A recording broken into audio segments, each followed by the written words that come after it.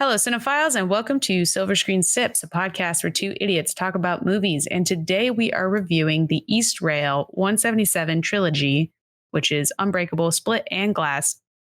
And today we are discussing the first in the series, Unbreakable, with our special guest, John. Is it Lano? Is that how you say your last name? It's Lano, actually. Lano. Oh, I was so close. John Lano. So sorry. That's all right. No big deal. I've heard Lano. I've heard Lano. Or Lano. So. It was one of the two. Yeah, for sure. It's an Italian last name, but I have like less than 1% Italian, but I hold on to it. So yeah. Don't we all? No. Yeah. That's like Isaiah. Isn't your last name French? My last name is French. I have not a. But you don't. You have like no French. Yeah. No. Someone got adopted along the way. Yeah. I was looking at your guys' Instagram page earlier, and yeah, you don't look French, Isaiah. No, he looks far from it. If anything, at least my last name matches with me because I have a French last name, and I feel like I wouldn't say I look French, but at least it matches up better than Isaiah's. You can pass. You're like French passing. You can pass French. Yeah. There you go. French passing. But anyways, how are you doing? I'm doing well. It's summertime and I'm in Minnesota right now. So summertime in Minnesota is like the best time of the year, that and fall. Oh, must be nice. Yeah, I know. Exactly. Talking to you guys. Here. Yeah. It makes me think, well, I was thinking about you guys in Florida, and like my in-laws live in Kansas City, and like my mother-in-law sees the summertime in Kansas City as like the winter of Kansas City. And I'm guessing you guys feel the same way. I mean, Florida's winter or summer's winter. I wish. It's usually hot, or is it hotter? And you'll figure it out. Yeah, like especially like right now, it's just so humid. At least during our actual winter time, it seems to dry up. Like even though it'll be, let's say, like 70 or 80 degrees out in the winter, sometimes it's drier, so it just feels cooler. Mm-hmm. But during the summer, it is. The air is thick. It really is. Yeah. Yeah. Now, when you say Kansas City, do you mean Kansas City, Missouri, or Kansas City, Kansas? They live they don't technically live in Kansas City. They live in Overland Park. So that's in Kansas. Weren't we just talking about Overland Park? Episodes ago, I said, thank you. Shout out to the random people in Overland Park, Kansas. Yeah. That's so funny. It's a pretty big, like, it's like if you're talking about like Kansas City and someone's like, oh, my family's from there. It's like Overland Park is a pretty good guess if they're not living in actual Kansas City. Oh, yeah. You learn something new every day. Oh, there you go. So just a reminder that there are spoilers ahead for movies and TV shows that you may not have seen yet. So just know you've been warned. And of course, before we jump into it, we want to have kind of like a brief interview with you, John, so that the listeners can kind of get to know who you are and what you've worked on. Cool. Yeah. Sounds good. All right. I guess I'll go first. Or are you going to ask a question? Yeah. Oh, yeah. Go ahead. Oh, no. I'm going to jump right into it. Sweet. No, you get no preparation here. So my first question kind of that I wanted to ask I guess, why don't you kind of let the listeners know who you are first, and then I'll ask my question, I guess. Okay. All right. Well, I'm preparing for that mentally as I talk about this, but great. I'm a full-time voice actor or voiceover talent. There's like a million different ways we title ourselves: voice artist, voiceover artist. I don't know, but I do voiceovers for a living. I have since 2012. I've been full-time. And so that's all I do. I do it out of my home. I'm my own boss. I have like some agents and stuff, but most of my work is just like finding my own stuff. I'd say my specialty, or like what I specialize in or what I focus on mostly, is commercial voiceover work. So like, what you think of. So radio ads, TV ads, online ads, like pre-roll ads on YouTube, the stuff you skip. The stuff you skip. A lot of that. Yeah. Yeah. The stuff you skip, the stuff you don't want to see, but I do that. And some like training, narration, stuff like that as well. Corporate things. I haven't really like dove too much into animation stuff. That's like a completely different genre than like commercial work. So that's something I want to explore, but it's just I just haven't. I've had success doing what I'm doing, and it's just, I don't know. I've just wanted to kind of like specialize as much as I can. So that's where it's taken me. Right. Yeah, I mean, I agree. I think there's a lot. I mean, I wouldn't know because I'm not a voice actor, but I work at a production company, so I work a lot with voice actors. And it seems like there is an abundance of like cartoons or even anime shows out there now that are in need of voice acting. And I feel like there's just a lot, but there's also a lot in the commercial aspect. And yeah, you're right. They're like completely different because one's supposed to be more like proper and businessy or corporate-y sounding. And then the other's like, you're, I don't know, fighting a goblin or I don't know, whatever's happening in the show. It's completely different. Exactly. Yeah. It's a totally different skill set. I mean, you're creating characters when you're doing, animation work of any kind. So you're having to like maintain a character, keep the voice going the whole time. A lot of like animation voice actors are, do like very specific, like very specialized, unique voices. And other ones are more so like small variations on their own voice, kind of depending on like what their natural sound is. The one thing I like about commercial work and what I do is like, I like that it's kind of small variations on my voice and that it's more so like the emotion that I'm trying to convey.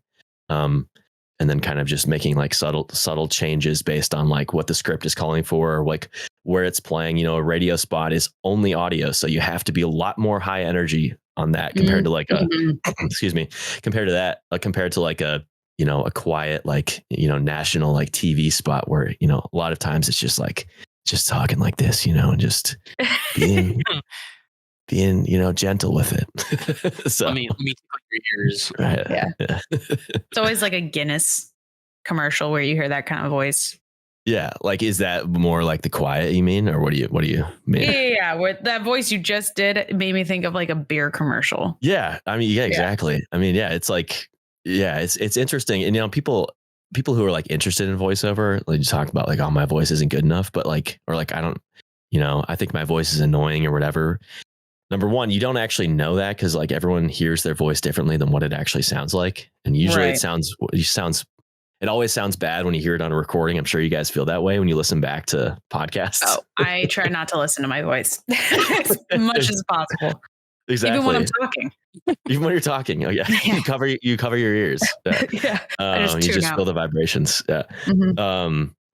Yeah. So like, but like the thing is about voiceovers, like, I wouldn't say any voice can do it, but it's like so many different kinds of voices fit different kinds of genres that like you'd be surprised at a voice that you wouldn't normally think like, oh, that's a great voice for voiceover. Well, actually that person just sounds like a normal everyday person and that works, Yeah. So that's something I like about it.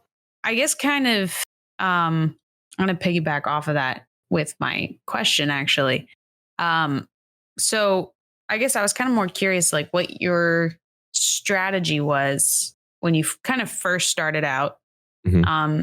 I guess you kind of answered that a little bit with, how you said you're kind of like your own boss, but you do have agents. So I was wondering if like when you first started out, if that's kind of the strategy you used, or did you just like look online? Did you have an agent to begin with? Like, how'd you kind of go about that? Yeah, that's a good question. You don't normally, I mean, unless like you get quote unquote discovered, but I don't think really anyone gets discovered in voiceover unless like you have an absolutely unique voice that's just like, oh wow, like let's sign them and then we'll figure it out later. They can figure out how to actually do it.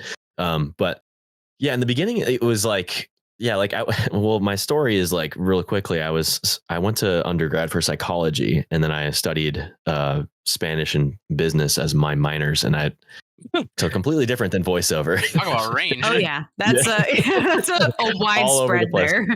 It's someone who didn't know what they wanted to do with their life, so I was studying for the GRE because I was like, well, I'm going to go to do something in psychology. Like I'm going to go to grad school and I'm going to become a psychologist or a professor or something. And I was studying and I'm just like, this is just not like, I'm not interested in this. Like, I don't want to study for this because I don't want to do anything in psychology, at least now. And voiceover performing has always been a part of my life. And I've always been curious about voiceover. And so I stopped studying for the GRE and I started studying for just learning all I could, like consuming as much as I could about voiceover. And, like, what do you need? Like, what stuff do you need in your studio? What kind of training do you need? Like, do you need demos? Is that like a must have thing? So like, I just did as much education as possible in the beginning. And then one of the first things I did was get a coach. And so someone who's like, teaching you kind of how do you work with a mic? How do you interpret a script? What kinds of, what kinds of strategies you can use there. And then also teaching you a little bit about how to like market yourself and how to make this a real business. And so I did that. I got some demos made. And then from there, I just kind of started like aggressively marketing myself like to random production companies. I don't know if you've ever received any like cold emails or anything, Beth, from like voice. Yeah. So yeah, exactly. So like we have a whole list of people that have just contacted us. It's to the point where it's like we don't even know who to go to first because it's just such a long list. Exactly. Yeah. So it's definitely a hustle. I mean, that's exactly right. Because like, people are like, and it's hard too because like a lot of people that are reaching out, it's like, are they actually any good, or like, is this going to be like a worthwhile endeavor here? Like, my favorite's when you get the email and you can tell it's copy and pasted and that they sent it a bunch of times, because it'll be like, because they'll accidentally leave the previous company's name in instead of replacing it. I've seen that a couple times and I'm like, I get it. I've been there, but it's like, come on, at least pre-read it before you hit send. Yeah, that's like an insta delete, insta go away. That's too bad. Yeah, I mean, I've definitely done that. Actually, I was like reaching out to someone recently and I doing this exact same thing. And I had done a lot of research on this company and I was being very personal and everything. And then I had sent them like several emails because I was following up with them. And then she responded and she's like, hey, like, thank you for reaching out. Like, we're going to add you to our list. Like, you do great work, blah, blah, blah, blah. But by the way, this is a different S last name. Like, I was emailing the wrong. Oh no. So I was like calling this woman like this name, and there was someone else. She must have like a family in the company, or maybe like a spouse or something. So anyway, that was very embarrassing, but it ended up being okay. But yeah, it's definitely a hustle. That is true. In the entertainment industry, it's definitely like a lot of just kind of like, you just have to kind of make your way and keep pushing and for sure, hope for the best. Yeah. So yeah, I think that answers your question. Like, it was like, there's no like direct. Oh no, definitely. There's no clear way to do it. And in terms of agents too, it's like that usually comes later, because what agents, any reputable agent wants to have sign someone on that they know can book work.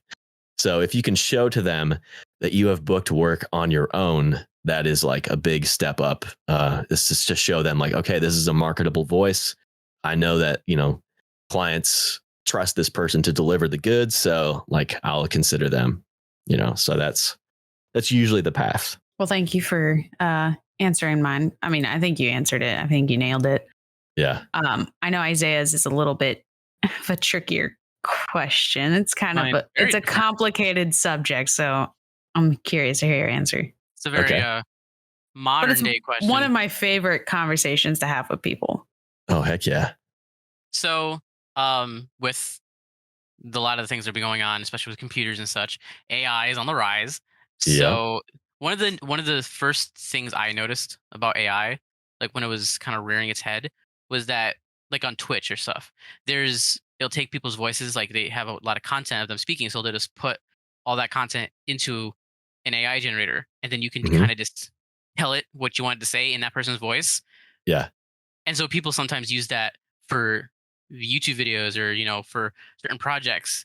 So they'll have like a random person who doesn't really do voiceover and end up doing voiceover for something that they didn't even know they're related to. So I guess I wanted your opinion on like how that affects the industry, or like how that would affect your job, on people just kind of basically stealing other people's voices.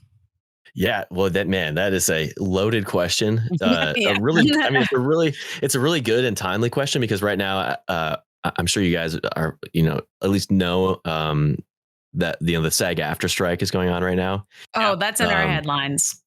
Yeah. We talk about it almost every week. Yep. Nice. So yeah, so like that's that AI is kind of part of that, but AI definitely is a big point of fear for a lot of voice actors because the technology has gotten fantastic. So I think that there's a couple different fears. There's a fear of someone just stealing your voice, which has happened several times. I mean, there was a really big lawsuit on TikTok. The main, that female voice that you saw like on every TikTok video. I think it still where it's exists. like kind of like not You Valley won't Girl, believe but what I just yeah. did. Like, It's a little shrill sounding. Like it's a little not shrill, but it's just like here's what Valley. I found on TikTok, or like Yes, it's like something exactly. like that. Yeah, that's exactly right. That is a really successful voice actor, but they basically like took her voice and she sued them. And oh wow, I think it wasn't disclosed. Like I think they settled. I'm not sure. We don't know what the terms were, but that was like a higher profile situation. One of the first cases that was happening. But I've seen several other voice actors who have just out of nowhere were alerted by someone, hey, this sounds like you. Like, was your voice taken? So now there's a real fear from voice actors from their voice being taken, their likeness being taken without their consent. Or maybe they did a project a long time ago and then someone fed that information into in Isaiah, what you're talking about here, like into like a system where it's generative AI. So they're using your voice profile and just creating like another voice with it, creating a artificial voice. So yeah, there's a lot of fear in that, and there's constant struggle to figure out like what can we put into our contracts with clients to protect our voices and to keep that from happening, and also just more of a greater existential thing, like is this going to take our jobs? I mean, that's the kind of the fear with everyone with AI is like, is this eventually just going to take everyone's job and there's going to be no humans left? But yeah, yeah. I think there's certain jobs that Yeah. I mean, I'm already seeing it, Mhm. firsthand. People using Canva AI art instead of a graphic designer kind of a thing. Yeah. I hate that. People being like, oh, well, why don't I just use this? It's like $10 and I can just have it type whatever I want. And it's like, yeah, but there's such a big difference between AI generated art and working one-on-one with someone to make exactly what you want. Because like in order, like, because I use Mid-Journey to make, like stupid pictures, whatever. Memes, Gandalf. Yeah, Gandalf being a karate master You or whatever, use that- like something stupid. Yeah. Do you use that for your thumbnails on your podcast We episodes? do. Yeah. Okay, that's what I thought. Okay, yeah, go on. Sometimes if we can't, then I'll just Photoshop something. But usually it'll be like a tool. Like I can't make it look right with Gandalf, like in a karate outfit. Like I can't get the right image or like the right angle. So like it'll come out and then I'll take that and then I'll edit everything else. So it's never Right. the like end all be all of the product, which is what I don't like about AI. People like to use it as the end all be all. I'm like, no, Yeah. it can be used as a tool at some point, but it shouldn't be the main thing. And that's not the robot shouldn't be making all the content, all the art, and all the money. Yeah. Right. Yeah, I think that's right. And the thing is, like, my perspective on it is it's not going to go away. So like, what can we do to take advantage of it? And like, how could it possibly help us as voice actors or just people in general, like using Midjourney or, using those Canva tools and stuff like, but yeah, it cannot take away from like the unique perspective and creativity of like someone. And that's one thing where it really, really falls short in voiceover specifically is that, yes, it sounds like a person, but the emotion of it is like completely gone. It sounds like a hollow person, we actually had a project at the company I work for. We had a project that I was actually the editor on. Mm-hmm. And the voice actor, I'm not going to name anyone, but the voice actor that sent in their voiceover sounded, and I mean, I couldn't confirm it myself, but I swear on my life, it was AI. Oh, it wow. It just had that vibe, that energy of like not a real person. There was no like influctuation in their voice. Yeah. It was just all monotoned. And then there was like this one instance where they said something with, I was like, actually, I think was the word or something like that. Yeah. And it did that weird robot-y glitch on the A where it's like, like that kind of noise. And I was like, wait a minute. I was like, that's not right. That sounds weird. So wait. So you don't have to, obviously you can't give out too many details, but like you were like casting for something and someone submitted that as their like demo basically? So I didn't get to pick the voice actor. I was just editing the video itself. So the kind of like director / producer of the project found a couple different people, sent them the script. They sent back the recordings. He sent me a couple of them to just throw into the like final product just to see like which flowed the best. And I was like, that one sounds fake. Like, I don't think we should use this guy because it sounds like a robot. Like I had like another coworker of mine listen to it and even she was like, yeah, that sounds off. It's weird. If it wasn't for that one little like glitchy part in his sentence, I probably would have just been like, oh, it's just a, monotone sounding guy.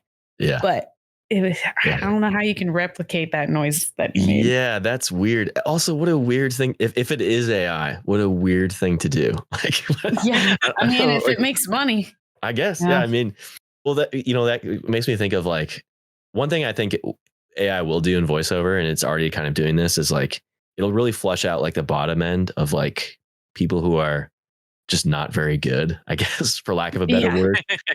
It's like, well, if you just need something that's just passable, that's like fine. Maybe it's just like some YouTube boring video. Yeah, exactly. Like some boring training video that's like, it's not really like high level. It's just like, you got to churn it out. Like, sure, like the AI will be fine. But yeah, for anything that actually requires any sort of like humanity to it, like it's not there yet. And maybe it will be there, but I don't really see that, but it's possible. It's definitely possible. Yeah. It could be just rose-colored glasses, just too optimistic about it. Unfortunately, I think that's the case. Yeah, it could be. Yeah, we'll see, I guess. Yeah. Well, thank you for, I guess, kind of answering our questions and letting everyone get to know who you are. This is John. Hello. All right. So Isaiah. Hello. Why don't you start us off with the first segment in This Week in Hollywood? Yeah, dystopia. All right, we're gonna start off with the hottest topic right now, Barbenheimer. God. Oh, real quick. Sorry, I'm gonna totally cut you off. Have you seen either Barbie or Oppenheimer, John? I saw Barbie last night, so I am freshly Barbied. Did you see Oppenheimer? I have not seen Oppenheimer yet. I want to, but I want to see that, and I really want to see Mission Impossible before it leaves theaters. Yeah, so yes, I'm good idea. I know. Highly recommend. It's tough right now. I have a 3-year-old, and I've got my wife is really you have a very fair excuse. Yeah, I just like it's hard to get away. Bring him with you. Exactly. Yeah. To a rated R movie. That's a great parenting advice, Bethany. Okay, sorry. Continue, Isaiah. So, the box office ratings, as of today, recording August 1st, Barbie is sitting at a pretty $351 million domestically. I believe it made $700 million globally as of like 2 days ago, which is wild. At this rate, the film could join the $1 billion club at the global box office as early as the upcoming week. Now, Oppenheimer had a domestic opening of $82 million, which I also think it made $600 million globally. As regarding has reached $174 million. These ratings plus the global box office ratings equals a total $394 million. 395 actually. 395.4. Sorry, you want to be specific. Surpassing the entire box office grosses of the previous Nolan films, such as Batman Begins and Tenet. Don't get me started on Tenet. Yeah. I mean, I saw both at this point. I saw Barbie, and then Isaiah and I watched Oppenheimer together. Nice. And I mean, they were both great movies. I 100% preferred Oppenheimer. That's just more my style. I'm not a huge like comedy girly film person, so but I mean, kudos to both of them. honestly. It's about Great time that catch. the movie theaters, like, I'm just so glad that people are like wanting to go see movies in theaters again. Because there was just this lull after like 2020. I mean, obviously with the pandemic and everything, but even like 2022 and even earlier this year, there's just been this lull of people are like, oh, I'll just wait till it comes streaming. Mm-hmm. Oppenheimer is not that movie. You have to go watch that on the big screen. Stuff over. I know. But that's the thing. I need to see that, and I need to see Mission Impossible in theaters. But yeah, I completely agree with getting people back. I went to Barbie last night, and I was like, I went with my I have some family in town, and I'm from Minnesota, so like I don't live too far from my hometown, and so I drove down to like visit with family and stuff, and then we as a group went to go see Barbie, and so it was like my hometown theater, and it was just like, it was great. It was Monday night, and I was like, wow, this parking lot is like is popping right now. I'm so glad. I'm so pleased.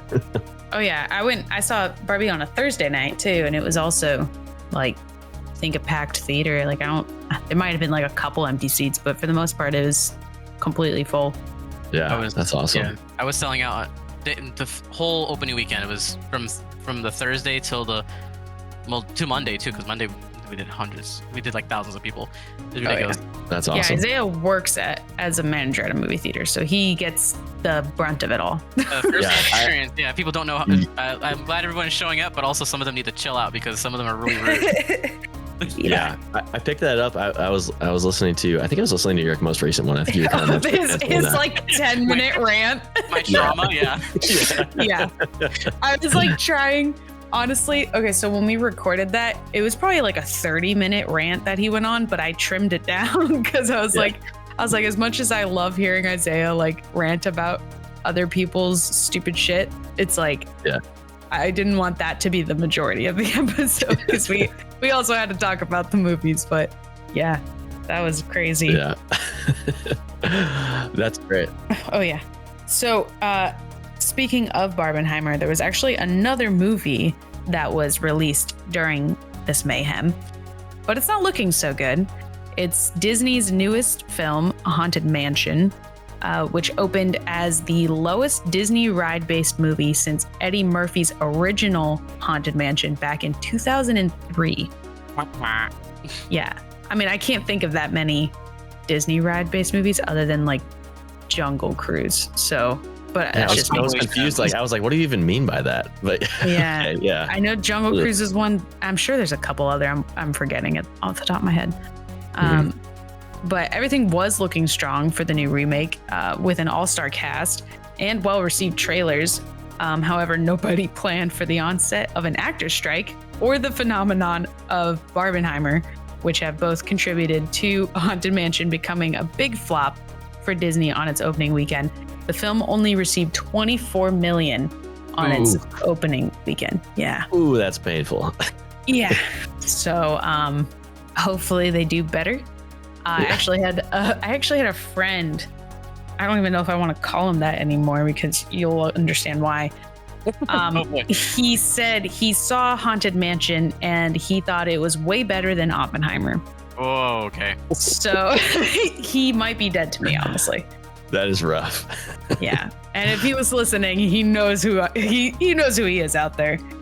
Yeah. Because I think even when he told me then, I also might have flipped a shit on him then. Yeah. That is a strong statement. I have to respect, someone having a take, That's fair. Like, I mean, that's what it's all about. Yeah. Speaking of the strike, on July 30th, SAG-AFTRA responded to criticisms of its interim agreement, saying that they're, quote, a vital part of our strategic approach to these negotiations and to the strike, end quote. The interim agreement allowed truly independent projects to film during the strike as long as they agree to be bound by the terms of whatever deal the guild eventually reaches with the Alliance of Motion Picture and Television Producers. I know A24 is one of those studios. I was just about to bring that up, actually. I like the comparison of everybody being like, well, they make a lot of indie movies on low budgets, and they have somehow managed to agree to all these concerns and negotiations, right? They can make agreements, but then you got like Disney and Warner Brothers who are so broke who cannot apparently pay everybody, which is insane. Well, like A24 just released Talk to Me, which is doing amazing in the theaters right now, and that was an indie project. I mean, I'm just a huge fan of A24 overall. They're like my favorite production house. They make good stuff. Yeah, and I mean, the fact that they're doing this makes them even better. Yeah, that's surprising that they're letting that go, because they're being so careful right now with like how stuff happens. Actually, I wanted to ask you guys. Speaking of the strike, I wanted to ask you, I saw that you went to Comic-Con. Yeah. Mm-hmm. Yes. And it seemed like you had a great time. I was curious if you noticed, have you guys been to Comic-Con before? Not like I have not. The official one. Actually, that was Beth's first con. It was. Okay. This would be like my fifth or something. Okay. So then maybe you've noticed, Isaiah, because one of the things too is that like actors, like part of the strike is that like if they go to a Comic-Con, for example, the studio can't be the one sending you, and you can't like promote movies that are coming out soon, and you can't really like fully attach yourself to like certain characters if they're kind of part of the strike. So I'm wondering if you noticed any of that within like the booths that you guys saw, or any of like the like artwork that was behind people. Did it feel subdued at all, or maybe not? You maybe didn't notice at all. It was weird because it wasn't. I expected it. Like I was going in wondering, because we met like Juan Carlos Esposito and Dominic Monaghan and all that stuff. We were like, and I was expecting Boyd them, and stuff. and Billy Boyd. I was really expecting them to like things to be very dull, or like oh, can't talk about that. Oh, can't say this. Sorry, or like to be very straightforward. But no, they were very chill. They were very like, oh well, they knew the characters that people were coming to see them. Like Juan Carlos Esposito was. He was Gus Fring quoting Breaking Bad and stuff. Breaking Bad. Yeah, of course. He knew people were going to be there for those two characters, so he kind of like made sure that that's what he was kind of going for. So I know I can see why he wasn't going for like any new stuff, but he knew his audience though. Yeah. I mean that's unavoidable. You can't like not like that's why you're there. Billy Boyd. I mean you're there for Lord of the Rings. Like that's what you want to see. For sure. I did feel like, because I mainly was the one that met them. Isaiah, I held her stuff. Held my stuff. But so when I was like talking one-on-one with them, I felt like they were kind of quiet, but not really. Because Isaiah and I talked about it when we were there too. I was like, I'm kind of surprised they were able to do this, because I don't know all the rules behind the strike and everything, so I don't really know what they're allowed to do, but I would think going to a convention would be against it. Yeah. I mean, I think I don't think it's against it, but you just cannot be like promoting anything. You can't be like fully attaching yourself to like certain, like to characters. I mean, I think you just it's kind of like common sense.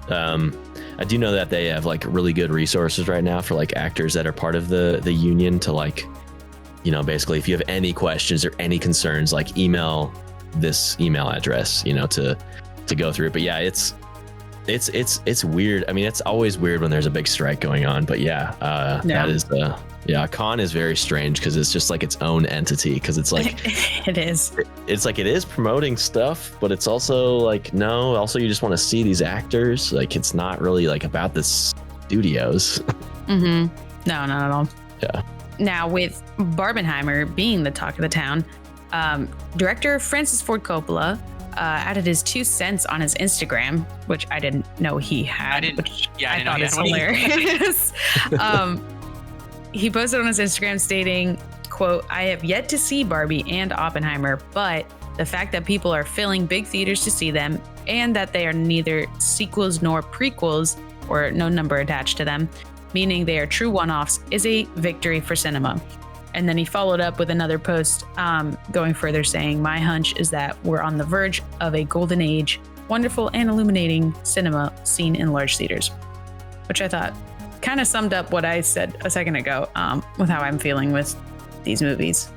But I think really the biggest take from this is that Coppola has a fucking Instagram.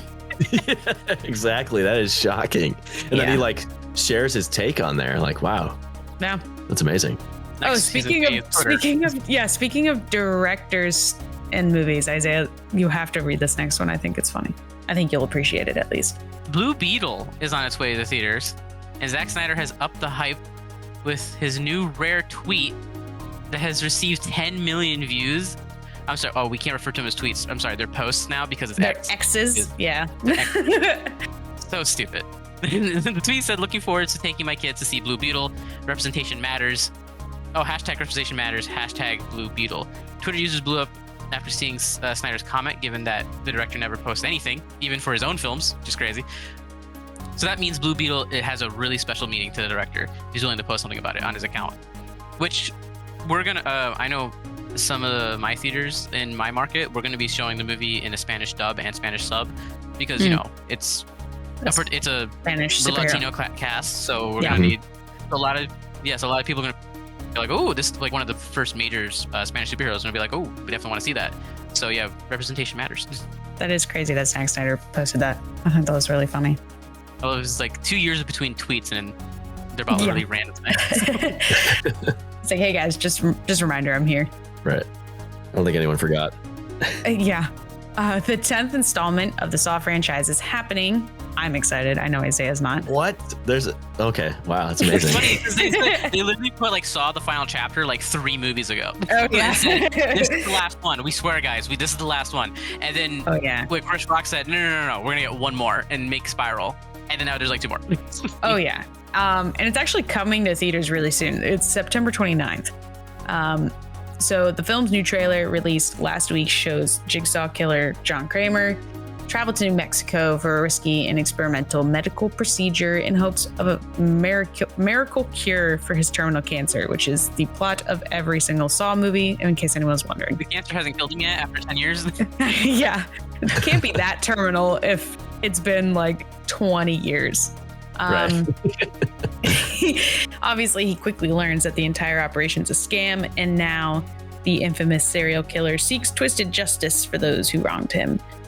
You can check the trailer out online, but I mean, I'm not gonna lie, I am a sucker for the Saw franchise, so I'm a little bit excited to see it. Isaiah will never watch it, but I'm hoping we can get enough demand from the listeners one day. Wait, have you never seen any of them, or are you just not going to see this one? I've never seen one, and I never will. You cannot pay me enough to do it. Yeah. Why? You just don't like horror movies? I don't like gore.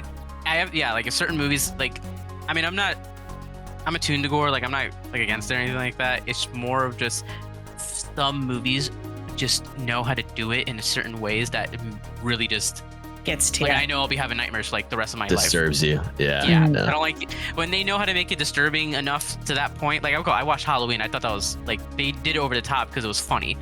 It was gory, but it was like to a funny amount. So I'm like, oh, that's not gonna like. It wasn't super realistic in Halloween, but like, Saw, they'll show you stuff. Head into a jack-o'-lantern, like that was just funny. Yeah.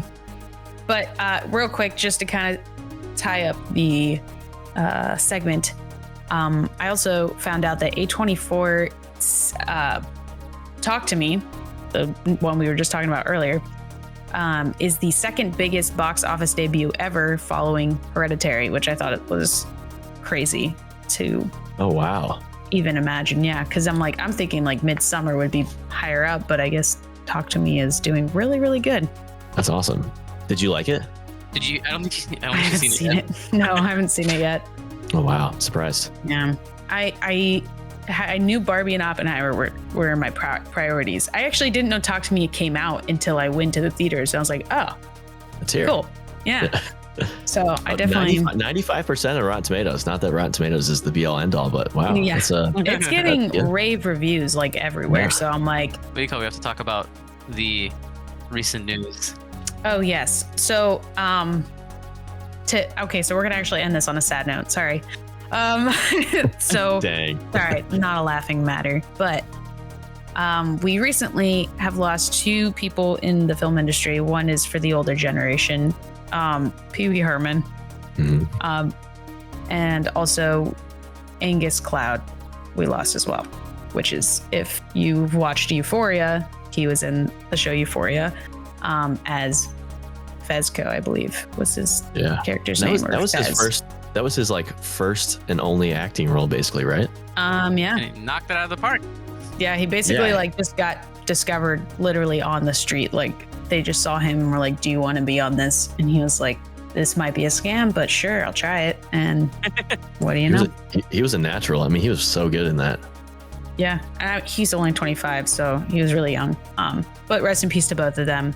Yeah, and shout out to Pee Wee Herman. I'm a little bit older than you guys, so shout out to Pee Wee Herman. I enjoyed the Pee Wee Herman's adventure when I was a kid. So I actually don't remember when it came out. I was trying to like think of when it actually. I don't remember when it came out.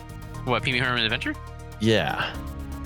1985. Was it like 1985? Okay, that's before I was born, but I remember watching it when I was a kid. Definitely rest in peace to both of them, but both of those kind of like the characters they played and like the shows that they're on are kind of polarizing too, because like Pee Wee Herman was not for everyone, and Euphoria is definitely not for everyone. Like I love Euphoria, and my wife does not like it. She finds it way too depressing. So which she's I not understand. wrong. It's not wrong. I'm a sucker for traumatizing shows and movies like Saw and Euphoria. Really? Yeah. And yeah, my boyfriend's definitely like a lighthearted comedy kind of guy. So it makes sense. Yeah, definitely. He's Barbie, I'm Oppenheimer. But yeah, that concludes This Week in Hollywood. You can find all of our sources cited on our Discord channel. Now, what we'll jump on into is a segment that will be done by Isaiah actually today. It is Big Lou's Big Brews. And this is where the alcohol comes into play, which I need a lot of after all those headlines. Yeah. Now, since we're watching Unbreakable, my God, I'm already started drinking. Yeah, apparently. So today we'll be talking about Unbreakable. Therefore, we have a drink that is inspired, I believe, for Unbreakable. It's called the Raspberry ZU or Zoo. Raspberry Zoo? Zoo. I mean, Z and U are capitalized, so I don't think it's capitalized. Oh, it's because it sounds really. Never mind. So this cocktail recipe with Polish bison grass vodka, also known as Zubrowska, which is what the zoo comes from. I love it.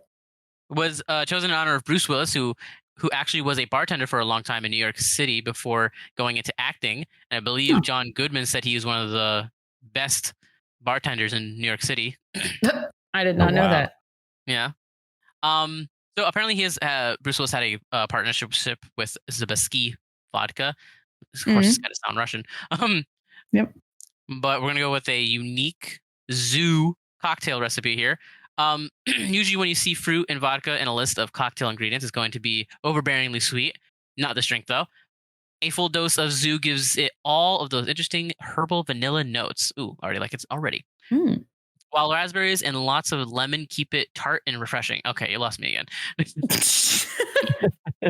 What was it? The lemon? It was he said it made it tart. I don't like tart. Oh my goodness. Okay. Anyway, let's instructions. We're going to put all this into a cocktail shaker. Muddle, which Lou has explained muddling, and I totally forgot what muddling means. Oh, that is smash up. That's so fun. Sorry. Yeah. So, okay. So sorry, John. On our end, we have, we had a co-host who left recently, and so he did all the drinks for us. So he wrote down the notes, and I'm just laughing because it says the instructions on how to make it, and it says muddle, and then in parentheses it says that's smash up. And so Isaiah just read it, and it just made me laugh because he just knows you really well, I guess. Yeah, he was prepared. Yeah. He was prepared for your ignorance there. Yeah, it's hilarious. That's so good. All right, we're gonna smash up, aka muddle, 5 raspberries. We're gonna add 1 ounce of fresh lemon juice. 2 ounces of the Zubrowska vodka. Okay. A half ounce of honey syrup. That's just equal parts of honey and hot water stirred together. Okay. Add a dash of orange bitters if you have them. You're going to add ice, shake it all up, strain into a glass. A splash of soda brightens up everything. And that is your cocktail. That sounds good. That sounds good. Yeah. It does. It does sound refreshing and tart. I agree. Yeah. So, John, on a scale of 1 to 5, how much do you think like you would enjoy this drink? Oh man, are you ordering it? That's the real question. I'm like I'm so lame because like mostly I just order a beer, and I'm like just because I don't know. I'm kind of cheap. I'm kind of cheap, and it's easy, and it's like let's just. That's usually what I do. It's either a beer or whiskey. Good. Yeah, or yeah, exactly. Like a simple like mix. Like I like a rum and Coke, a rum and diet. But I would definitely enjoy it. I think I'd give that probably a 4. I think especially in the summertime, and if it's like nice and warm, you're out like you're dining on a patio or something. That sounds delicious. Yeah, that is a good rating. That's probably also what I would give it. You guys don't have patios there because it's just too hot for patios. So no, we have outdoor saunas, is what I call them. Right, exactly. It's miserable. Yeah. I think I would also give it a 4 out of 5, maybe even a 4.5, because there's not really anything in this that doesn't sound good. Yeah, I guess I would just have to try the Zoo vodka and just see if it's like a vodka that I like, because I wouldn't say I'm picky with vodka, but there's just certain vodkas that I definitely cannot drink. Yeah. Because it's one of those like drinks where it's like I got sick off it, so it's like a no for me. But I think 4.5, one of those two. Pretty high. What was it like? Wait, can you just read that again, Isaiah? It was like bison grass or something. Like what was the? Yeah, what does that mean? Yeah, I was trying to like understand what grass vodka. Bison grass. So is there grass? It must be like have a grassy tone to it or something. I'm gonna search it up right now. Polish bison grass, which contains a bison grass blade in every bottle. There's literally a blade of grass in the bottle. Why? Just floating around in there. Oh, look at that. Yeah. They just go out to their backyard and they just like grab a few like blades, just kind of pop it in there. Yeah, it's bison grass. They would never know the difference. Right. They don't know. I just grabbed it out of my backyard. Here's a photo of it. The bottle, one singular blade of grass. Oh, that's a big blade. Wow, they need to mow their lawn. Jeez. That's how you know it's bison. Yeah. What about you, Isaiah? What would you rate it? I'd probably give it 4 out of 5 too. Nice. Would have to try the vodka, but I do like vanilla. Yeah. So and I like vodka, so I don't see why I would have any issues with it. Yeah, I mean it's a pretty solid drink overall. I think you can't go wrong with it. No. And depending how big that blade of grass is, maybe I can chew on it. Yeah, right when you're done. Yeah. Hey, you guys want to know a funny fact about me as a kid? I used to watch cartoons, and this is the weirdest thing. And I would anytime you're saying it for everyone to hear, so I'm excited. Oh, everyone's hearing it. This is going out to the public. Yeah. Every time I would watch cartoons, and if they were like on a farm and like there was a horse eating hay, for whatever reason, when I was a kid, I thought, man, that hay looks really good. Like I could eat that hay. Like it just looked delicious for some reason on cartoons. I don't know what it was, but that is the weird fact about John. It's okay because I'm gonna one up you on that. For me, oh yes, please do. I mean, mine's an edible thing, but it was also a cartoon specific. Actually, there's two things. One, very specific. It was from Tom and Jerry. There was like this milk that the cat would drink that I was like, that looks so fucking good. And then I don't know if you guys have ever seen the Cinderella movie, like the old animated one. Oh, yeah. But there's like these little pieces. I want to say it was cheese or something that the mice would pick up and they were eating. That looks really good. There's something about cartoon food, man. There's something about it. When you're a kid, you're just like, oh, that looks nice. I think Isaiah's like, oh, Ratatouille's good too. Yeah. I want to try that strawberry and cheese combo he has. Yeah. Anyways, now I'm hungry. Mm-hmm. Yeah. Well, that concludes Big Lou's Big Brews. Thank you, Big Lou. Thanks, Big Lou from the Big Beyond. The Big Beyond. He's alive. He's just. I was just gonna say, like, I don't want to. No, he's alive. He just went to pursue a master's or something. I don't remember. Loser. Yeah. I think I change it up every time. He went to school. I can say that. Continue our podcast or go to school. Like, come on, man. Yeah, come on, dude. I thought you were saying he had passed. I was like, man, this is a depressing episode. Yeah. It's kind of a dark movie that we're like gonna be talking about. You know, like, geez. Yeah. That's why we drink. So we'd like to take a moment to thank the sponsor of today's episode, Shaker and Spoon. It is a monthly subscription service that gives you bar quality recipes and ingredients designed by award-winning mixologists. Their latest box, Summer Scotch 3, features amazing cocktail recipes for Scotch lovers. So if you'd like your very own subscription, then you can head on over to shakerandspoon.com and use our promo code SIPS10 to get $10 off your first subscription. Again, that is promo code SIPS10, SIPS 10 to get $10 off. And they have a little drink in this box. It's something with the name is like bee something, like the animal insect. And Animal insect. Animal insect. Is it an animal? Is a bee an animal? It's an insect. It's an insect, but aren't insects animals? I don't think so. I don't think so. I think it would be an insect. I think the insect and animal are like just the same like level, a aren't big they? thing? Like, aren't we technically animals? Like, is an animal just a huge umbrella term? It is. Anyways, this is not a science podcast. There's a scientist listening right now, like, you idiots. Oh, I can guarantee because my boyfriend is a biology major. He's probably out there screaming his head off. Like, bees are winged insects, closely related to wasps and ants. But yeah, I'm gonna ask him later, and I'll let you guys know. Are People listening animals? too are just like, yeah. This is like, are bees animals is equivalent to like, is a hot dog a sandwich?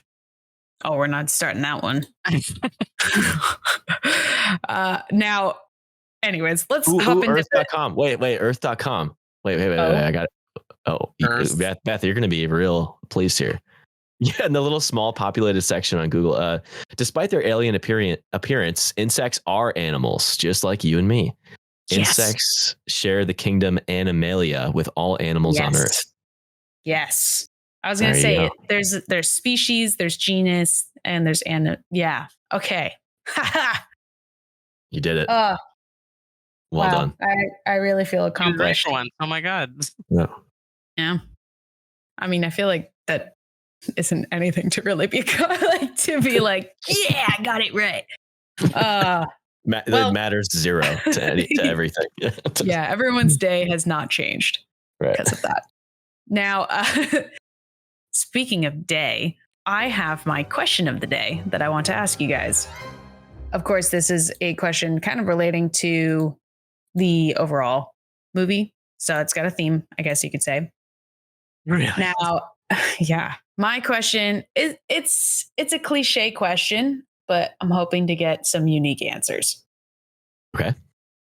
So it's kind of a two-parter, or I guess actually a three-parter.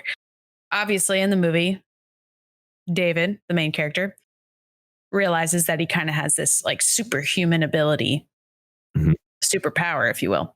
And it's basically like the power to, like, if he touches someone, he can feel like what they did wrong. Like he can see it, like as a vision, I guess.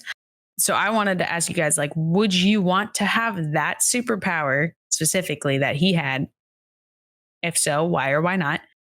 And if not, then like, what superpower would you want to have, I guess, instead? But like, don't say something boring. I know, like flying. Yeah, don't be like, I want to fly. Like, no, that's what everyone says. Mm-hmm. I want something like different I've never heard of. I feel like I've answered this question before. Well, answer it again. I was going to say, when would I have asked a superpower? Because we've never done a superhero movie. I don't know, because I feel like you've asked a question like that, and I said teleportation. Oh, that was probably for one of the quizzes I took with you guys or something, or it made you guys do. That would make the most sense. Anyway, well, teleportation's also cliche. Wow. All right. That's practically flying, but faster. There's no flying. But you're going from one location to another instantly. It's flying, but faster. Does the teleportation, like, can you time travel with your teleportation, or is it all like present moment teleportation? You want the short answer or the long answer? Any answer. There's an option. I would say, okay, so the fantastical answer is yes to it all. Yeah, why not? The scientific answer is that to theoretically actually have teleportation be an actual thing, you would need to mess with the space, like with space time. So yes, you would be able to do it. So I guess yes to both. But you're saying logically you'd be able to time travel anyway because you can teleport. Yes. Now, how you control it, I don't know. How you scientifically but in like the fantastic way. Oh yeah, I'm just gonna teleport to 1982. Like I'm just gonna do whatever I want, whatever time at any place. Yeah, like the set of the making of Pee Wee Herman's Great Adventure, like something like that. Yeah. So I will teleport to Hollywood in naturally. Yeah. There you go. Okay, but would you guys want to have David's superpower specifically? Because his I thought was unique. I personally would hate it. I guess like if I had his added power of invincibility, then I guess. Yeah, I guess he does kind of have two. I kind of forgot about that part.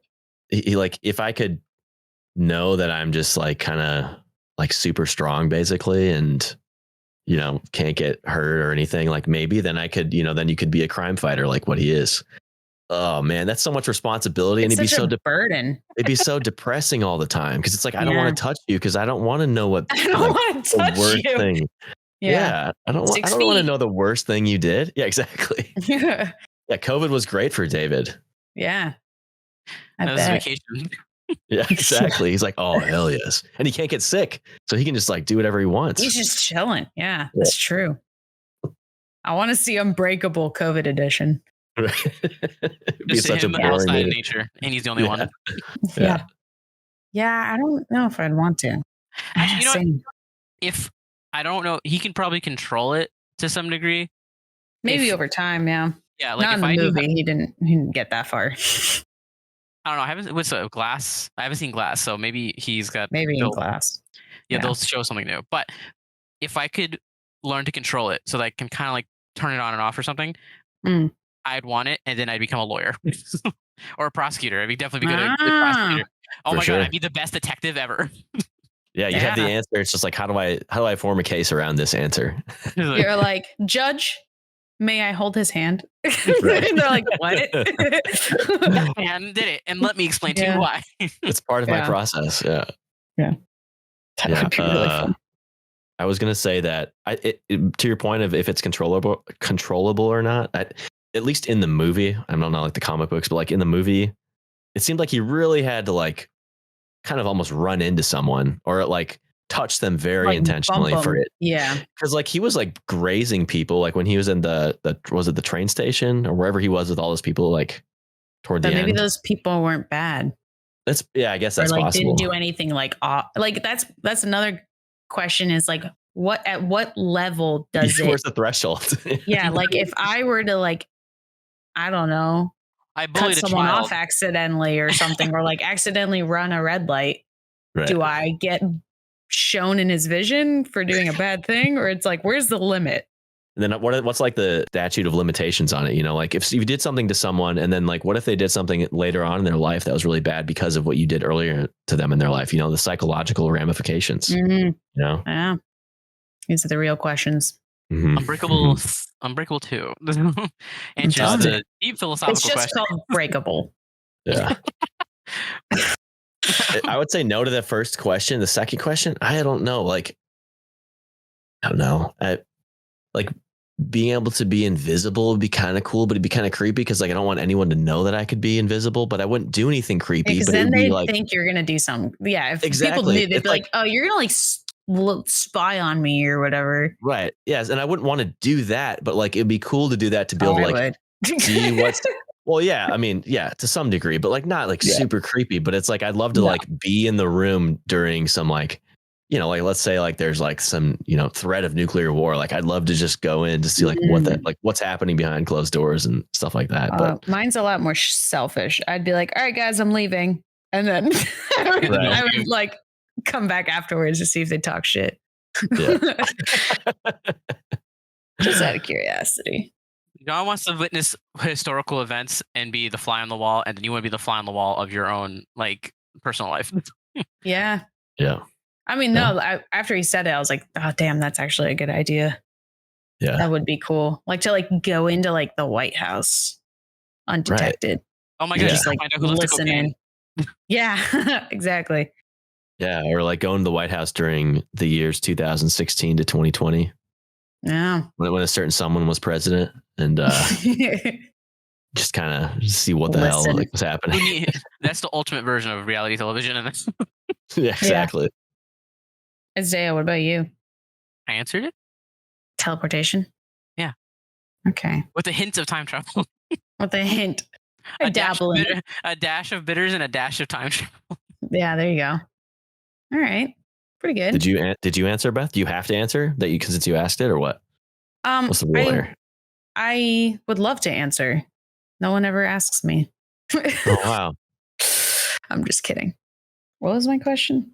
Oh, I wouldn't want David's power. I think it's more of a burden than a power. But yeah, like you said, if I also had the kind of like invincibility, then it's not as bad.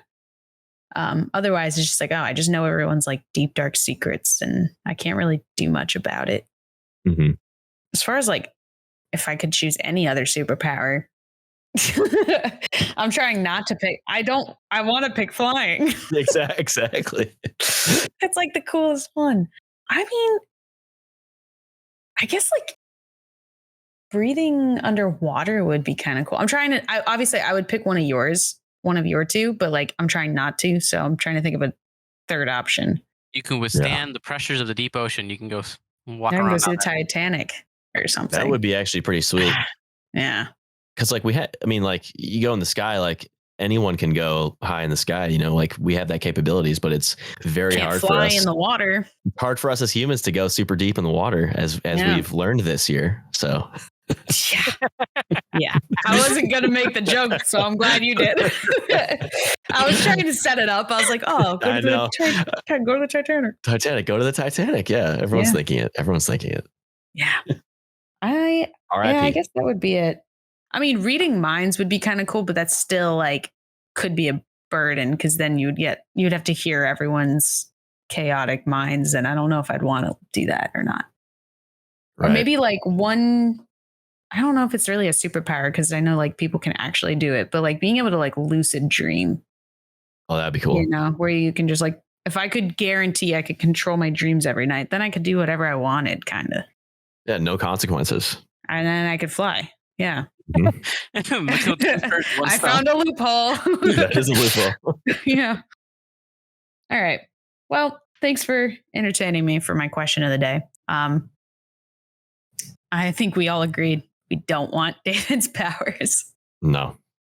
Now, Isaiah. Hello. Tell me, do you have any fun facts about this movie, or did you come up short? I came up short. Really? I'm not surprised with. Yeah, I'm not surprised with this one. I feel like Split will have more. Yeah, because I feel like I don't know at what point they decided, hey, we're gonna do this second part, or we're gonna put all this. I don't know what the M. Night Shyamalan was like thinking, but probably nothing. Probably was like, hey, you know that movie I made like 10 years ago? I got an idea. I have an idea. Yeah. Kind of jump around a little bit. I didn't organize these.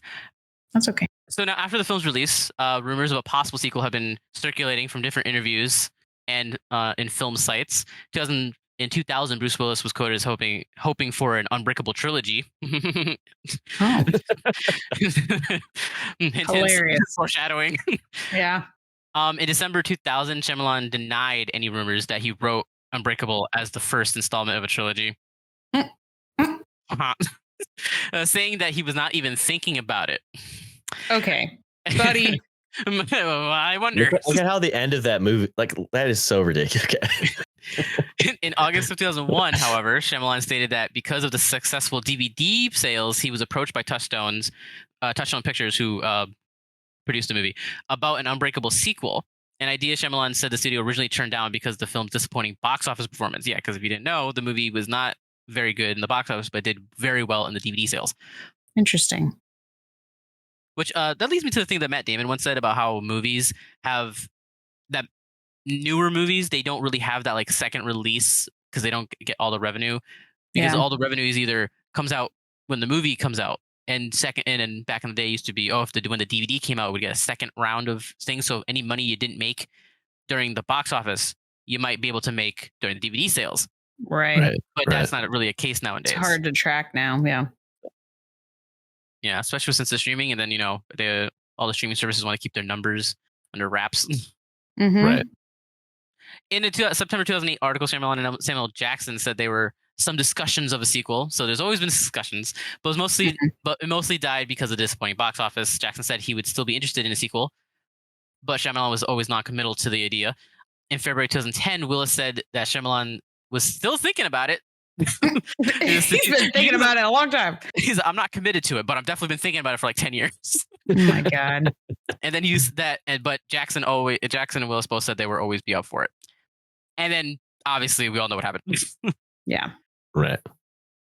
I always laugh when they talk about we've talked about it or there've been discussions, but nothing official. It's like, what does that even mean? Like, did you run into each other at a party and like you're like, hey, we should make Sam Jackson sees M. Night Shyamalan. We should make another Unbreakable. Oh yeah, I'm thinking about that. Maybe, I don't know.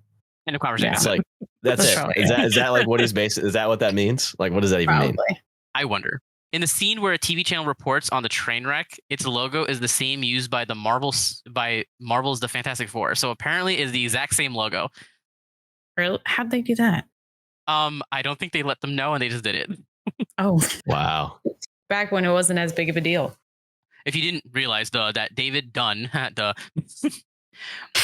that David Dunn is alliteration because it both starts with D, and it is a very common comic book trait to have characters do that, as is such Peter Parker, Matt Murdock, Reed Richards, Steve Strange. Sure. But yeah, so isn't that his name?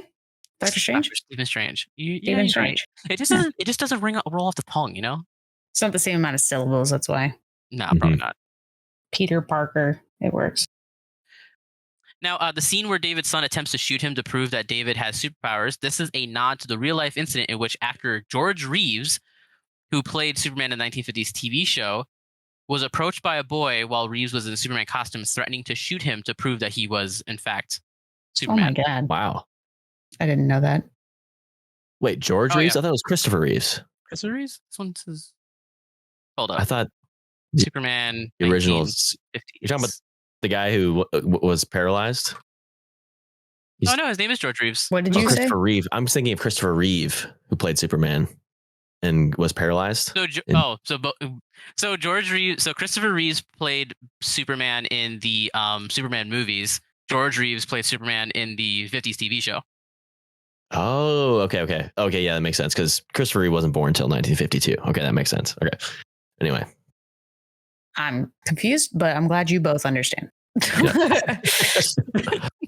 Unbreakable is one of director Quentin Tarantino's favorite films. He called it a brilliant retelling of the Superman mythology and suggested that the film would have performed better at the box office had it been marketed with the question, what if Superman was here on Earth and didn't know he was Superman? That is a fun little log line. Little elevator pitch. Yeah, that makes sense. Catches my attention. Now, it was Samuel L. Jackson's idea for Elijah to use a glass cane, the one that shatters on the stairs when he falls. Yeah, why would you want that though? Like in let's think realistically. Yeah, it made no sense. A glass cane is the worst fucking thing to have. Yeah. For someone with his impediments. Yeah, like with his like I get the symbolism behind it, but it's like let's be realistic, that is the worst idea ever. Yeah. I thought that was, I was like, when that broke, I was like, he has a glass cane. Like, what is like cool guy? Like, it really goes along with like what people call you, but that is really embracing it there. I usually have a segment where like we'll choose who could have played each of the characters, but actually M. Night Shyamalan wrote the characters for Jackson and Willis and ended up getting them. So he was like, oh, so it kind of all worked out. Yeah. Wow. Good for him, I guess. Was this after Signs? Unbreakable is in 2000. Signs, I think, is 2003. Oh, okay. Oops, That's before. Oh, Signs 2002. So yeah, this is before. Wow, that's Shyamalan's had some clout there to get those two. It's all on the back of Sixth Sense. Oh, that's true. God, I completely forgot about Sixth Sense. Of course, Jesus. Just think about it though. Just think about that. Samuel L. Jackson ends up being like the leader of Shield, right? Mm-hmm. This is all based on like comic books. Yeah. Now, for my final fact, Oh boy. so Elijah Price, who Samuel L. Jackson plays, his hairstyle was based off the Civil War era activist Frederick Douglass, whose name coincidentally contains the word glass. Okay. That is a stretch. Wait, was that Samuel L. Jackson's choice to have his hair like that? I don't think Is that so. what you said? Okay. No. Yeah. His hair just happened to be modeled off Douglas, who spells his name with 2 S's at the end. So it actually does contain the word glass. Yeah, it does say glass. Yeah. Yep. I don't know if that's coincidental. If they're like, we have to do this. Right. But yeah, that is all my facts. Not a lot. Yeah, it was a short amount, but they were good. They were entertaining. We'll take them. I enjoyed them. Yeah. I always try. I'm sure the listeners did too. Yeah. They're like, boo, those suck. All right. Well, yeah. Thank you, Isaiah. Now, on to the moment we've all been waiting for, the actual breakdown of the movie. John, since you're our guest, why don't you kind of go first? Tell us kind of what you thought, maybe some of those notes you wrote, and sum it up with like what you would rate it on a scale of 1 to 5. Oh man, 1 to 5. There's not so much that you just take such a stand there. There's no. Yeah, I know. We're aware. Okay. We're aware.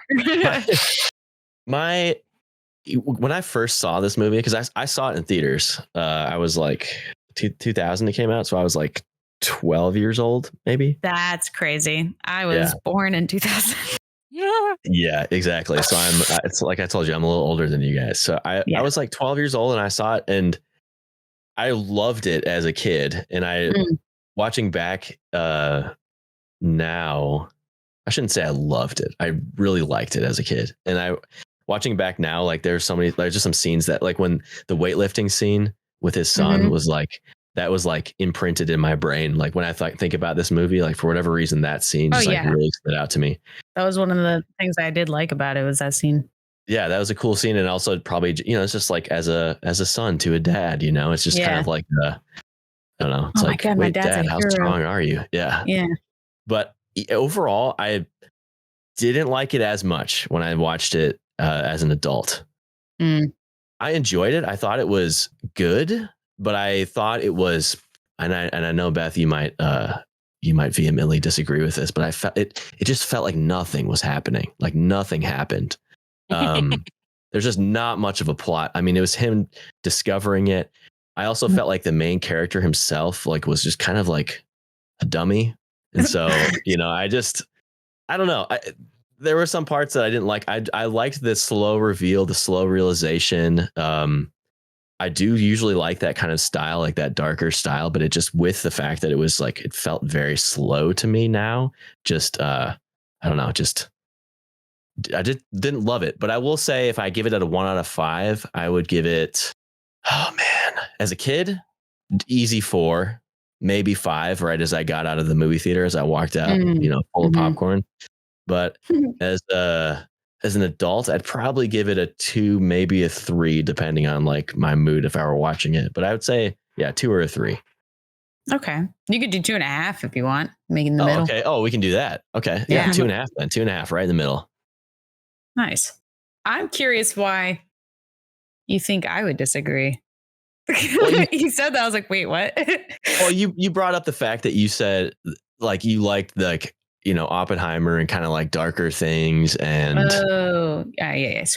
I was just, based on very little information that I have, based on my very surface level knowledge of your sensibilities. That's exactly where that came from. So, well, because it's funny you mentioned it, because I do disagree.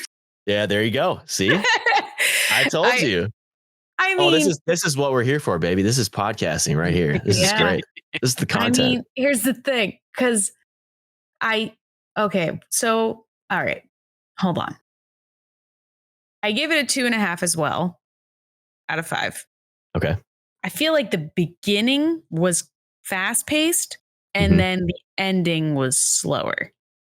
Like I felt like it really ramped it in. I was just like, oh, okay, there's this guy. He's got powers or whatever. But you know what? Now that I'm looking back on it, I'm remembering things. I'm like, you know what? There was a whole lot of just like something would happen, and he was just like, no, I don't have power. Right. And something else would happen. No, I don't have power. So I can see where you're getting at. Yeah, like all the movie is like basically him like finally realizing that he has power. I don't know. Yeah. Yeah. No, I mean, I think I have changed my mind in 5 seconds there. Oh wow. Yeah. I think the pacing's just kind of all over. Yeah. I think that's what I'll land on. I think the pacing's a little everywhere. Yeah, like the scene just to piggyback off of the opening scene with when the baby is like broken legs, broken arms, like that was very powerful. Yeah. It was like, oh my gosh, like you're really like locked in at that point. Mm-hmm. They don't show the baby. It's just kind of like very like mysterious and like, oh, where is this going to go? You know, like that. Like I find I liked that opening scene a lot. Yeah. Yeah, I think overall, I don't know. Isaiah, do you want to chime in first and then I'll kind of share my thoughts? Or yeah, because I'm the opposite. I actually gave it a 3 out of 5. I get a 3.5 out of 5. Okay. So let's hear yours and then I'll shit on it. Exactly.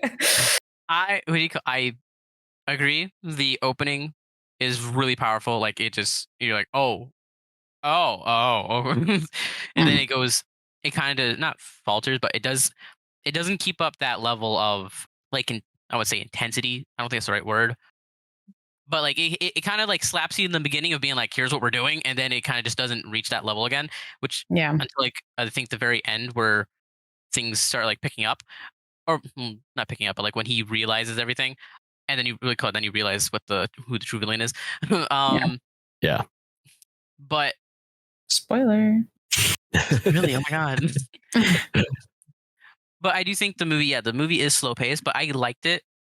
Now, I don't know if that's just because I'm used to like comic book movies being like Marvel movies where everything's fast paced and witty and stupid and like real dumb. And it just is what it is. Where this one, it had like nuance, which is why I think that it stands out amongst like all the comic book movies, quote unquote, because it has a darker theme. It is more nuanced than everything else. It has got an idea, and it's not speed running a like origin story. It's obviously Unbreakable. If the plan, or maybe there was the plan, was to do just a movie of someone discovering how they are a superhero, or like what that would be in like a more realistic setting. I think it did its job well in explaining that, and I think the pacing for it being like, nah, that's not true. Nah, that's got to be a coincidence. Nah, that can't be right. Because like a real life person in the real world would be like, that's not, no, there's no way. And then, slowly you're discovering like, you have to like put more weight on. Yeah. Just like you got to convince yourself, because you're like, there's no way. That's not possible. Yeah. And then you do something, you're like, am I crazy? Yeah. So I felt like it was grounded in reality, and that's why it kind of stands out for itself. Yeah. Can I hop in there real quick? No, okay, not allowed. That's not what this show is. Yeah. You say your piece and you're done. We only let one person talk. Right. At all times. Well, I have a couple of things. Well, first, I actually watched part of it with my siblings last night. One thing my older brother pointed out was that this movie came out like before the renaissance of like all of those superhero movies. So it does feel distinctly different than, the Avengers movies and, like Batman, even the Batman movies, like it feels like its own thing. And it definitely is more grounded in reality. It feels like this is just a normal, everyday blue collar type guy who's just like very unsure about this, doesn't believe it at all, because it seems like he's a very like black and white, this is real, this is not real kind of guy, doesn't believe in the mystical. So it does stand out in that way, and I think that has that going for it. I think that's like a good thing. And then another thing that I wanted to say was, I know like the reveal at the end, spoiler alert again, the reveal at the end, like who the actual villain was. Before that point, like who was, because if this is like a superhero movie, kind of, who was the villain before that? Like, was there a villain in this movie? I mean, I know that Samuel L. Jackson was like antagonized Bruce Willis's character, but like, was he really the villain? Because he kind of like helped Bruce Willis like find out who he really was. I mean, I don't know. What do you guys think? He killed a bunch of innocent people. So, well, obviously, yeah, obviously, like he is the villain in the end, but like we didn't know that up until literally the last like 2 minutes of the movie. Right? So like, no, yeah, who is the villain? Yeah, I think we're led to believe it's supposed to be this random guy he bumps into and goes to the house. Like I think that's the villain in the end. Yeah, which is like a terrible villain. But then we're like, then the plot twist happens and we're a little more satisfied with the actual villain of the movie. You're like, oh, it was right under our nose kind of thing. Yeah. Because like that's I guess one of the issues is like, what's the real tension here in this movie? Like, obviously, like he's pushing back on this actually being a real thing, and he has some marital strife or whatever. Like that's a side thing, but like that was kind of part of like it feeling slow to me, is that it just felt like, where is the real tension happening here? Yeah, there really wasn't much. If anything, it was kind of like man versus self. You know, like him trying to battle his own issues, and then it like quickly switched to, oh no, it's this guy that we just bumped into, and then it was like, no, actually it's glass. I think the idea was more of him discovering it. So it was the antagonist. I wouldn't say it's a physical antagonist. The antagonist would be more of not even there's no antagonist. I don't think it was an antagonist until like they showed glass, or like the mini villains that were going on. But the more of like what the antagonistic force would be is more of, is it real? Is he actually a superhero, or is he not?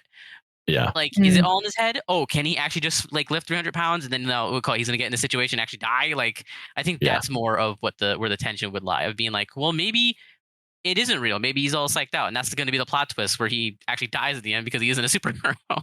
Yeah. His son just shoots him and he dies. Yeah. Like I think that's where the like tension would lie. Like it's trying to convince you otherwise, and then it turns out it's not. Oh, hey, plot hole, by the way. Really annoying to me that this guy that works in security, who's apparently very good at his job. I mean, it seemed like he was good at his job. Would just have his gun in his house, just like at the top shelf, where his son is like, his son is more than capable of like getting a footstool or like the ottoman or whatever, and getting him, exactly. And he knows where the bullets are. I was like, wow, you are really not concealing your weaponry in your house very well. Yeah, that is true. But continue, Isaiah. What do you think overall? No, that was it. I think it's a good movie. I think there's a few things that could have been done better. Like, I think some of the situations, or the, like, how I was saying, like the force of it, is it real or not? Like, is he actually, could have been balanced more, of like trying to convince you and then unconvince you and then trying to convince you again. I felt could have been more, the unconvincing part could have been worked on to at least keep you guessing along the lines until the end. That's fair. Yeah, that makes sense. I have a question about a scene from the very beginning of the movie. Like when he was on the train and then he was talking to that woman and they were like kind of flirting or whatever, and he takes off his wedding ring. I know he was trying to show us that like his marriage is rocky. Later on, they show that, where they're trying to show that he's a guy who like is trying to, like, is he supposed to like be looked at as like a player or something? Or is he supposed to be looked at as someone who's like trying to actively date? I felt like that scene was just kind of unnecessary, I guess. I think it was more of we're going to build him up as, like, towards the end of the movie, he's supposed to be built up as a superhero, but we're going to show him as like a troubled human being, that he is a human being. That's true. Yeah. And then as you go, cannot you realize, pick up a girl. That's true. Yeah. So yeah, I gave it a 2.5. I do agree with everything Isaiah said. I just feel like there was a lot of cons, so it outweighed it for me. I mean, I think that the whole plot twist of, Elijah actually being the bad guy and everything, I think that was a good plot twist. Of course, it's M. Night Shyamalan, so there is going to be a plot twist no matter what. but it wasn't like, to me, I didn't really feel like there was a lot of like hinting or anything towards it. No. So it was like one that not only did it make sense, it wasn't just like a what that came out of left field, but it was like, you didn't expect it. Was there any explanation as to why, the plot twist you brought up? Like, is there any explanation as to why? I mean, I probably just missed this as being just a dumb movie viewer, but like why Sam Jackson was doing these antagonistic things? Like, what was was it just trying to get back at the world because he got dealt a tough hand? No, he was looking for Bruce Willis. Okay, that's what it was. Okay. Yeah, he was testing. He was testing the world. He was purposely looking for someone who survived somehow in impossible odds unhurt to find the person that is the opposite of him. Okay, yeah, that was just me missing that, like at the very end there. Okay, yeah, that makes total sense, and I feel dumb for missing that, but yeah, because like that part makes sense to me. The part that doesn't make sense to me is like, why was he trying to find the opposite? Because it wasn't like he was trying to find the opposite to use him so that he's not broken. It's like, what is the point of trying to find him? Well, like, why was he looking for him?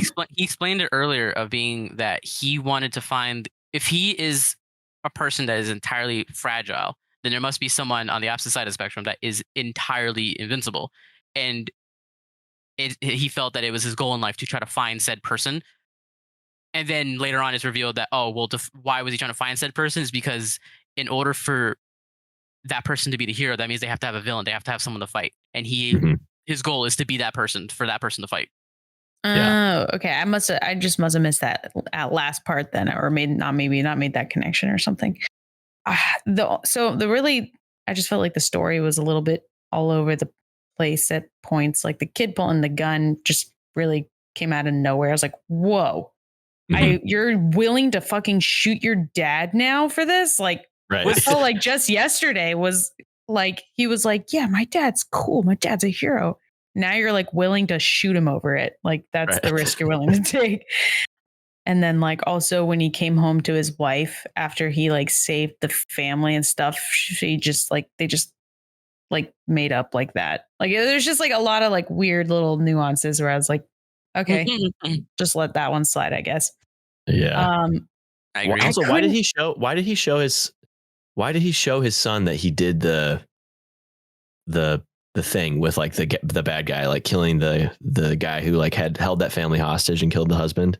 Like, why did he tell his son that he did that? I was confused by that. As a dad, I was like, why would you tell your son that? Like, yeah, I guess like that. The only way I could was like just to show him like, yeah, you were right. Like I am a superhero kind of thing. But yeah, it's a little weird. Like, yeah, I killed this guy last night. Exactly. Yeah. It just seems like really effed up. Like this kid's pretty young still. Maybe tell him when he's 18. Already got to fuck. Yeah. Yeah. I couldn't take the security guard like costume seriously. Like it was so funny to me when he's got like the hood on and everything. He's like choking the guy out. And I was just like, this is goofy. And then also that same scene after he chokes the guy out and like saves the woman, I had to rewind it. You can see the dead guy breathing, which I thought was great. But do you mean the big bug guy? He doesn't kill him. Isn't that kind of like what he's supposed to be doing in that moment? Because he holds that choke for a while. I thought he killed him for sure. No, he doesn't kill him. He knocks him out. Well, yeah. I mean, the movie is literally called a sleeper choke, but like he held it even after he passed out, which can sometimes kill the person. So that's why I was curious if I thought maybe he just killed him. Okay, then that makes a little more sense. Yeah. Then I redact about the kid statement we just said a second ago too. Then that makes more sense why he was breathing. Okay, well, either way, it's still a 2.5 for me. The security guard thing, it made me think of when I went to college. The college has like campus security or whatever. Yeah, and that's what he looked like. Yeah, that's what it made me think of, because I was thinking like this guy's like the security guard of life, and then I was thinking, wait a second, like my campus security at my college was called life safety, and I was like, oh my god, this guy is life safety. Like a hall monitor. Yeah. Oh, man. Yeah, I thought that was cheesy too, like the security guard angle, and then like there was the jacket was like hanging there, and you saw like the security in the crumpled up jacket. I thought that was great. Yeah. But yeah, I 2.5 overall. I also didn't know anything about this film beforehand. Like I didn't read the summary. I had no idea what I was getting into. Oh wow.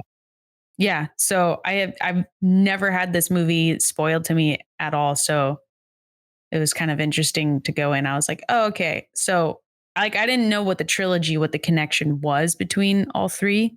Mm-hmm. I remember at the end of Split, one of the characters shows up, but I don't remember what character it is. So don't say who it is. So I can be surprised again. Yeah. Yeah, I didn't know it was like, I'm assuming the commonality is it's like a bunch of superhuman people come together or something. I don't know. Yeah, I haven't seen the other ones either. I just know Split's got the fucking crazy dude that crawls on walls or whatever, if I remember the movie right. Doesn't he like crawl on walls, Isaiah? At some point, yes. Yeah. Do you guys have anything else you want to add before I wrap up today's episode? Let me look at my notes here. Oh, hey, to tie it back to what I do as a living, I was watching, and one thing I found interesting was that the character who was the weak character, Mr. Glass, he had a very strong. I mean, Samuel L. Jackson, his voice is like his calling card. Amazing. Like one of his calling cards. Yeah. So his voice, right, exactly. It's just powerful, and like you can't avoid it. He even if he tries to make it small, it's big. So I thought it was cool and interesting, and maybe part of M. Night's writing that like he was the weak guy, but he has this strong, powerful voice, and then the reluctant, super strong guy had this very like quiet, whispery voice, very Bruce Willis, like I don't know. Yeah. Yeah, that's true. I didn't even think about that. Anyway, juxtaposition. Yeah, juxtaposition, correct. Well, welcome everyone to season 12, and thank you for joining us today. And of course, thank you, John, for joining us on today's episode. Thanks for having me. I really appreciate it. This was a lot of fun. Yeah. Do you want to tell the listeners where they can find your work, or if you have any social media? Sure. Yeah. So my work, if you want to see like my voice in action, other than today. Right. Other than today. Yes, correct. In a professional setting, because unfortunately they didn't pay me to be here today. So it's disappointing. Just kidding. No, yeah. If you want to like see my voiceover stuff, my voiceover website is called voiceovergenie.com. And that has like information about my background and stuff, and also like a portfolio of my work and my demo, stuff like that. And then I also like recently in the past year or two, searching for a more of a creative outlet, as well as just kind of like giving back to the community. So I've started a secondary website called fulltimevoicetalent.com, where you can learn about kind of like building a career in voiceover. It's very focused on just kind of like the side of like actually making this like a full-time career, as opposed to like the performance side of voiceover. It's more about like, how do you find clients? How do you, like what's like, how do you get clout? Yeah, exactly. How do you marketing methods and stuff like that? There's stuff about like the performance side of it and stuff like that, but it's like it's pretty much fully like a free resource right now. So that's fulltimevoicetalent.com. So if people are interested in voiceover, you can read about it, if go there. And then I don't really have like with like Twitter, all of Twitter's stuff. Like I just kind of like, I'm done with X now. With X's stuff. I'm just kind of done with that. And I just created like a new Instagram page that is more like business focused. I saw you followed us. I did. You're the first. You're the first account I've ever followed. Yeah. I saw it and I was like, why is he only following like 5 people? Yeah. Well, that makes sense. I literally just created it. I have another Instagram account, but it's just like personal stuff. Yeah. So that's an account I just created. So yeah, if you find me on there, it's John Lano VO. So if you find that and you see I'm following like 5 people, yes, that's why, because it's brand new. Being one of them. You being one of them. Yep. Exactly. That's so funny. So yeah, there we go. All right. Yeah. We'll definitely go check out some of his work. Go follow him on Instagram. Get him to 10 followers. Yeah. While you're at it, be sure to follow us on Instagram if you haven't already. So you can get the latest updates on any of our upcoming episodes or any future guests we might have, as well as any polls we might post. And also, if you'd like to send in any of your movie suggestions for our next listeners episode, you can also do that. And you can send those in at silverscreensips@gmail.com. And thank you again, John. And we will see everyone next week with Split. I'm excited for Thank you. Splitting my sides. Yeah. Classic. There's Isaiah with his Isaiah joke. Okay. See you guys.